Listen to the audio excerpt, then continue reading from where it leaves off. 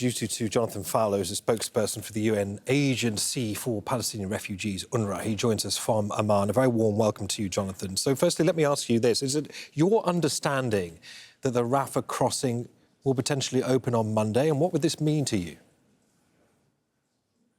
We certainly have to hope so. I mean, unfortunately, there's been a constant lack of clarity since the ceasefire came into force about the opening of all crossings. There's sort of been on-off. The flow of aid through open crossings has been far from sufficient. But the point is, all crossings have to be open, and aid has to flow at scale through all of them. There's no question about that.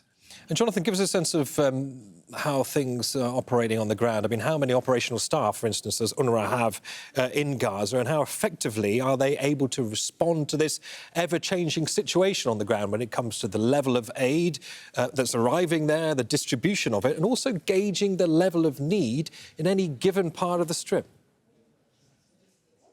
Absolutely. We have 12,000 operational staff on the ground in the Gaza Strip. All of them are Palestinians.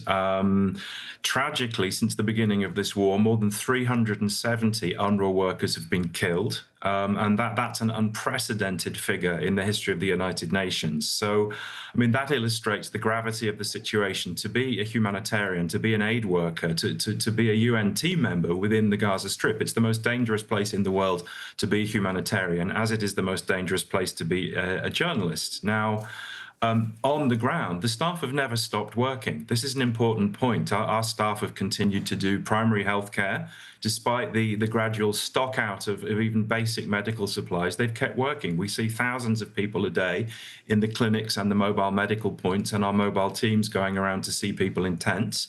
We're doing water sanitation, garbage clearing, all of these kind of things. And we've even been able to carry on with learning. I mean, we have thousands of children in our emergency shelters who are doing learning activities, and we're even able to do online learning for hundreds of thousands of children. So that carries on. So getting aid in is part of the story, and it's essential to alleviate the humanitarian crisis. But in the meantime, our staff are meeting the challenge admirably.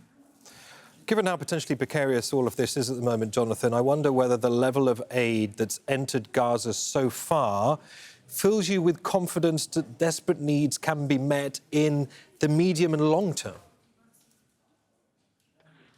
I mean, currently not at all, to be quite blunt. I mean, it's not even, a molecule in a drop in the ocean. Currently, the level of aid that needs to get in at scale is not being met at all. And we've seen this throughout the war. I mean, we've also seen, of course, a total siege on aid for basically 3 months.